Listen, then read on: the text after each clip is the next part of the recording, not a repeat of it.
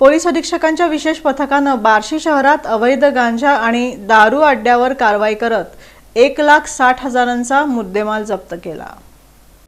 बार्शी शहर पोलीस ठाण्याच्या हद्दीत पोलीस अधीक्षकांच्या विशेष पथकानं सुभाषनगर ताडसौंदणे रोड मिरगणे वीटभट्टीच्या कोपऱ्याला सापळा लावून सिने स्टाईल कारवाई केली। या ठिकाणी किरण अनिल जाधव, रोहित बापू खंडागळे, दोघे राहणार पांगरी, तालुका बार्शी यांच्या ताब्यातून 534.96 ग्रॅम गांजा, रोख रक्कम आणि इतर मुद्देमाल असा 89,884 रुपयांचा मुद्देमाल जप्त करण्यात आला। पांडुरंग सोमनाथ सोनवणे राहणार मांडेगाव, तालुका बार्शी तसंच त्यांना गांजा पुरवणारे सचिन कुमार मिरगणे, राजेश कुमार मिरगणे दोघे राहणार सुभाषनगर बार्शी यांच्या विरुद्ध बार्शी पोलीस ठाण्यात गुन्हा दाखल करण्यात आला।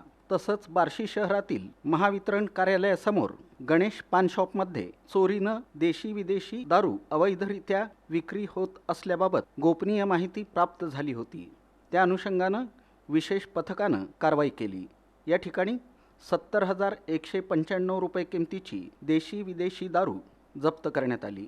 याबाबत अक्षय दीपक सरकाळे राहणार झाडबुके मैदान बार्शी याच्या विरुद्ध गुन्हा दाखल करण्यात आला।